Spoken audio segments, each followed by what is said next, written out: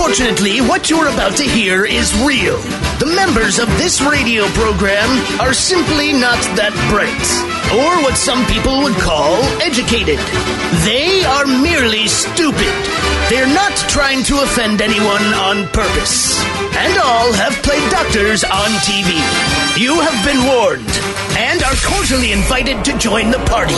This is the men's room. Forget it, man, and get with the countdown. Get with the countdown. Shake this square world and blast off for Kicksville. The trippers, the grasshoppers, the hip ones, all gathered in secrecy and flying high as a kite. This is the men's room with Miles and Thrill. You know what they say, shake your radio more than 3 times, and you're playing with it. You're listening to the men's room. Hey, welcome to show number 2779. Along with Steve the Throw Hill, D. Ted Smith, Robin Fox, and my cock. And you are in the men's room. On tap today, the random question is back. Your guess is as good as mine. Categories, population, and the military.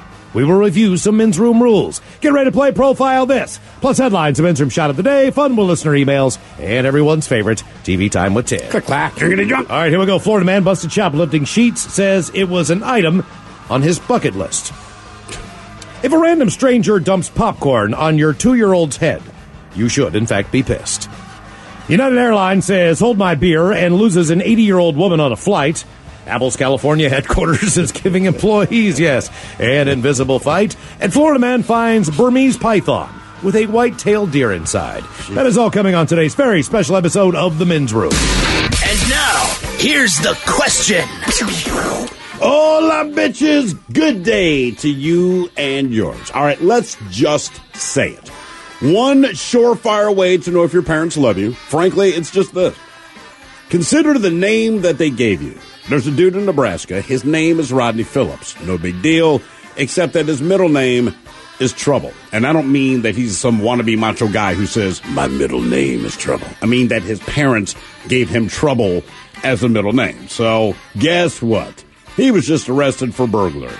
But is anyone surprised that someone named Trouble got in trouble? Parents, you should know better. Don't do that to your kids. Now, idiotic name or not, we all grew up with, or we went to school with that one kid that you just kind of knew might be an F-up. And there's different reasons. Maybe they were the bully. Maybe it was a kid that would eat glue. Maybe it was a kid that would, I don't know, hell, eat a dog turd for $5. And we all knew that kid. Well, there's a kid in Missouri, and he was just sentenced after tying a kitten to the back of his vehicle and then dragging it to death. All right, so I read the story, but then I look at the guy's mugshot, and frankly, man, he looks like a guy that would drag a kitten behind his. I would almost guarantee that when he graduated from high school, he was voted most likely to drag a kitten behind his vehicle. He looks like that guy, and my thought was simply this. Everyone that knew this dude, I guarantee you, not one of them is surprised that this happened. And that's just how it goes. We all know that person, whether it's their name, their face, etc. These are just some of the stories that we've seen, and it's left us with many questions. Questions we'd like to ask you in the form of our random question. This is how it works. You call us. We will ask you a question at complete random. And after you share your glorious answer with us, we'll share with you the news story that inspired said question. Be part of the big show on a random question. Call 844-999-OLA. You can like The Men's Room on Facebook. Follow us on Twitter at Men's Room Live. And send those emails to themensroom@mensroomlive.com. You are listening to the Men's Room Radio Network. Welcome back to the Men's Room with Miles and Thrill. Hold the fellas, and away we go. Welcome to show number 2779. What a large charge program we have for you today. Not true. Ah, man, it's a big one. It's not. Random question is back. Your guess is as good as mine. The categories will be the countries with the biggest populations around the world, and we also have the most popular and powerful, I guess more powerful military. There is a, believe it or not, there's an index that judges which military is best, not based on actually winning a war, but you just base it on how little you would want to interact with them. Like, I can think of a few. You don't want to fight these people, I guess. Right. Like, just off the top, I won't go through the list, but I would have to think. It's just like, Yeah, they seem scary. Man. Like, I don't want to mess with these guys. So it's going to be an interesting, your guess is as good as mine. Men's Room Rules coming up. We'll review some of those as well in another round of Profile This. And today we do our random question 844-999-OLA. Random. Hello, random, Tristan. random, Welcome random, to the men's random, room. Random. Hey guys, how you doing? Hola! All right, Tristan, let's go with this one. In your lifetime, who would you say has had the strangest pet of anybody that you've come in contact with? Just strange. Maybe it's a tarantula. Could be a monkey. We've heard of all kinds of crap going around. But I feel like there's a difference. I knew a woman that had a monkey, and it's strange to have a monkey, but she was not particularly strange herself. It was just strange to no one. I've known someone owned a tarantula, and everything about it was strange. The person was strange, and you have to be strange to want a giant goddamn hairy spider as a pet. There's a woman who's got a cockatoo. I've seen her for years on her shoulder, and she walks around the neighborhood, and it's you just don't realize how big that bird is until you're up close to it, and you're like, God, that is a big-ass bird, man. But everyone who walks around with a bird on the shoulder always strikes me as strange, or they need attention, right? Or they might You be know a what I'm saying? pirate. Yeah, but I mean, like, if you have to have the bird on your shoulder just to go to your local Rite Aid to buy a Snickers bar, I'm like, come on, man. Something's not right. Oh, I know Are that. they the original service you can animal? tell by- I mean, think about it, right? Because everybody has, if there's an animal on Earth and you can find a way to convince a doctor that you have a problem where you need a goddamn turkey, they'll let you do it, right? But I got to think the people that have the bird on their shoulder, they are the original service because they weren't complete if they weren't with the bird because they weird. never left their home. You could go to a 4th of July party. They could show up at your school to pick up their kid, and there's a bird on Could their you, shoulder. in theory, put like any bird you wanted to up there as long as it was somewhat tame? So, in other words, could you put a penguin on your shoulder? I would think that. No. Why not? Why? Because they're physically huge. No, but if you could, you can support the weight. They can balance themselves. It's not They're gonna on your attack shoulder. anyone, They have the same right? legs, right? Well, sorta. Could you put a duck on your shoulder? Like, why is it just the parrot that seems to... It's not even the parrot. It's the cockatoo or the parrot. Well, in that species of bird, it All seems right. like, if it's a tropical bird with feathers on it, you can put it on your shoulder. Everything else seems to be off limits. Could you put any animal you want on your shoulder? Like if I have No. a chihuahua, right? Because it's not big. Well, maybe. Say it doesn't bark. Could I just walk around? It's on my shoulder, and that's. But that's what I'm saying. If you can only put these certain... Why can't you put a lot of different birds? Why does it just have to be a parrot on the shoulder? Why? Maybe they're the only birds that don't fly off. All right. Look at the- All right. I don't know. Okay. When you're ready. You still there? Yeah, I'm still here. You still thinking? I've been answering. Okay, give it. What is it? So I used to live in Bonnie Lake, and my neighbor to my right would literally adopt any animal that she came across. So she had a chinchilla, she had a rat, she had a mouse, she had a pigeon, she had a dove, she had a bunch of random fish that she just found out and about. Well, wait. Like most of these animals that you're talking about, I understand. I don't understand why you'd want them as a pet, but I understand that they're in proximity. Where do you find a dove? Like a pigeon, you can go and you could trip, fall, and find a pigeon. It's like finding a seagull. But I mean, a dove. Where did she get a dove? She go to a wedding. You and see the random doves every once in a while. Do you? Yeah. It had just literally flown into the neighborhood. It had a pair wandering around somewhere, but it had just flown into the neighborhood, and she took it in. No, but wait. Now, with that, do you think all these animals wanted to be? I'm like, if a bird lands in my yard, it's because the bird is doing whatever birds do. I run up there, grab this mofo, stuff him in a cage, put him in my house, and say I rescued him. And the bird's thinking, well, no, I just landed in your yard, you crazy ass. Like, so was she insane, or did these animals actually need help? I have no idea, but none of them. She left all the doors open, all the windows open during the day, so they had every opportunity to leave. They just didn't. They never did. Okay. All right. So, yeah, but I think the craziest one she had was probably an argument between the dove and a chinchilla. Because the chinchilla also wasn't hers. She had just found it somewhere. I haven't the foggiest where. but- She found it in someone's house. Where do you find a chinchilla? I knew a guy growing up with a pet turkey, man. That thing was like 6 feet tall. I Did he live on a farm, though? No. It was a huge turkey in a pen, and it just kept growing, and I didn't know that turkeys just keep growing. Yeah, until they die, basically. They do. They never stop growing. birds. Yeah, it was the size of an ostrich. Big It's bird is, crazy. in fact, a turkey. Little known fact. The reason we asked who has the strangest pet you know, this is kind of a crazy story. In Orlando, they arrested a convicted felon who was living in a vacant store in a village. Police were tipped off that he might be in there. And they said that they'd received information that a wanted felon was in possession of firearms in a former storefront that had closed down. And the detectives then got a search warrant to go in there and check out the property, which was it was about ready to be torn down. In a way, the building was on its way down, but he's living in there. So police arrived a little before 3 o'clock, and they found 41-year-old Philip Geese living in the building. And during a search, they recovered 2 loaded handguns and more than 100 rounds of ammunition. And then police spotted a large cat that was a spotted cat, larger than a typical domestic cat. Let me guess. Later identified that as a bobcat, which was his pet. The animal was turned over to officers with the State Department of Natural Resources, and Geese was cited for possessing a wild animal, according to the release. Oh, and the felony thing for the, handgun and everything else. So he's in jail. But they didn't, at first they thought it was a cat. Then upon further examination, they're like, oh my God, it is a cat. But he's living with a bobcat as a pet. So he had litter boxes. Now wait. Yeah, litter boxes for a bobcat? It was his pet, yeah. But cats naturally want to bury their stuff. That's all a litter box is so that when they'll instinctively go to that place and they're covered for it because they're going to do that anyway, right? But here's my question, and it goes back to the animal world, all right? So you have a bobcat, and you're calling it your pet, or people will have a tiger, and they call it their pet. And I'm like, is it your pet, or has this animal that you coexist with just simply not chosen to kill you yet? It hasn't. It's not. It's you know like, what I'm saying? It's like living with a Burmese python. If I go like, hey, come here, even with the cat, the cat comes over, we interact in a way that says, yes, we get along, we're cool. But like, if you have a bobcat, like, maybe it's because you keep feeding it, but does this bobcat truly believe that it is your pet, or is it simply not mauled you in your sleep? It's like a snake sizing up something that it wants to eat, where it lays beside it. Like, look, he's laying next to me. It just is a matter of when, and if the animal keeps growing, then yes, you will become a food item. I truly believe that in the world of a cat. I mean yes, like dogs are domesticated enough. They've been domesticated. Because, you look at some pit bulls and stuff, and it's like, this is a well-behaved dog, but if the thing went crazy, like... It's right, but it's eugenics. But we scientifically went out of our way to make sure that we, generally speaking, can coexist with this thing, but we did decide this wolf thing isn't going so. Remember Miles, who said he had the pet wolf?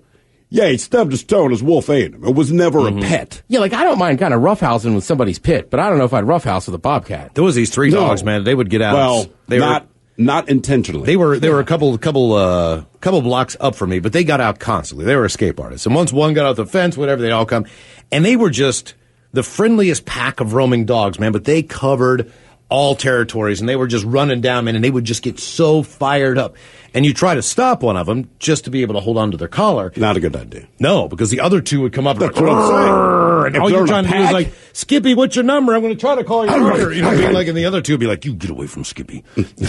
Don't touch Fluffy. Exactly. It was like, get your hands off Biscuit. It was a weird thing because a couple times I tried to just corral one of the dogs so I could get a phone number, call the guy. I'm like, hey, man, your dogs are loose. And, half the time the other 2 dogs, the dog that you had always held didn't care. He was perfectly fine. Well, once they're in the pack, but the other 2 would turn around like, and you're like, oh man, like here we go. I remember years and years and years. We had just moved to Baltimore, and we're renting a house from my uncle. And where the house is part of a new housing development. All right, and they had a common area courtyard. It was not completed yet, so it's just a mountain of dirt. So when you sat in this kitchen as you eat dinner, there's a mountain. In the future, you'll be looking at a courtyard. At the time, it's just a mountain of dirt. But there have been a pack of dogs that had been rolling through the hood, all right? And it was kind of led by this one husky, and there was one slightly smaller mutt, but they clearly were running the show. And there were 12 of them, all right? So, and we saw them pretty much every night for about a week. And then one night, there was like this, I don't know if it was a puppy or just a small dog, all right? But it is now rolling with this pack. But they decided they're going to keep going after this puppy, the pack, right? All right. Just because it's the run. So we're trying to eat dinner, and my mother and I can't help but look out the window because they're standing on the top of this mountain of dirt, and they're kind of effing this thing up. But I'm not going to do anything about it. You know what I mean? Like, this is a pack of goddamn dogs. And again, the husky's leading the thing. So my father, who was reading the paper at the time, finally just goes, I can't take it. Rolls up his newspaper. He's still in his suit. Dude, he opens the back door. My mother's like, Robert, don't go outside. And we just watch him march out there. And I'm telling you, He's like Bruce Lee with a newspaper, man. These 12 dogs got their ass handed to them, right? He just went up there, and it's almost like Three Stooges. Like, you take it in one big swipe, you hit 12 dogs, like, brrr, you know what I mean? They realize it's on, man, and he's basically attacking them. And, I mean, they all scatter, they disappear, man. And again, this is my dad, who at the time, right, so he's always been balding, but he was still growing a fro, so he had kind of like the Krusty the Clown hair, but he's coming out the sides. Right. Nice. It's sticking out the side. So picture like a clown in a suit with a newspaper, just beats the piss out of these dogs, grabs this little runt. So here I am 14, and I'm like, this is my opportunity to get a pet dog, right? So he walks in the house, and the puppy and them are getting beat up a little, let's bleed a little and all this, and I'm like, hey, man. He's like, no. I mean, we're not keeping it. Like, we're saving it. We're not keeping it. Random. Hello, Dylan. Welcome to the men's room. Hello. Hola. Dylan, how are you? Doing well. How are you guys doing? Doing great, man. All right, Dylan, here you go. Random question. What did you catch on fire? What did I catch on fire? What did you catch on fire? Let's see here. One time I was shooting a Roman candle with my buddy on 4th of July. I was spending it at his house in Long Lake, and I was shooting it. We were kind of shooting it at each other a little bit, and eventually it kind of caught the across the street neighbors, like privacy hedge type bush, on fire. Why can't you just admit it? What do you mean? It didn't kind of catch it on fire. It caught on fire, right? Yeah, it 100% caught on fire, and I ran to get the hose, and it wasn't long enough, and it wasn't a very good situation. Are Roman candles everyone's first foray into the accidental fire? I feel like people play with firecrackers, make fireworks, and they're in the 80s, but I feel like Roman candles are the ones that everything's been good. Maybe you've had them for a week, but inevitably they seem to be the one where but it's also like any other kind of firework goes boom, goes pow, spins round.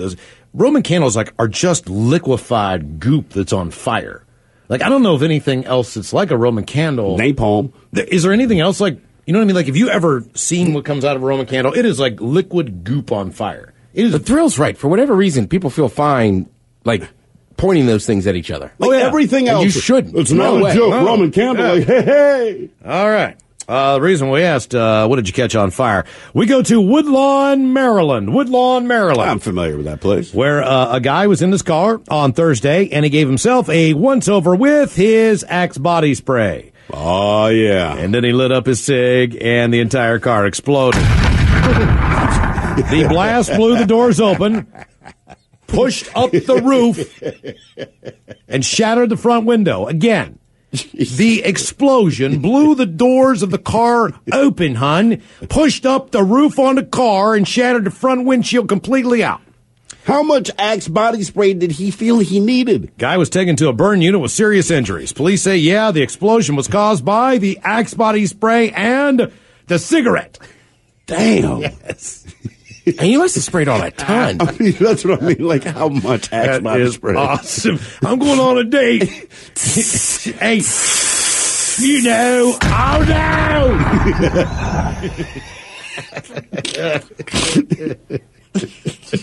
Oh no!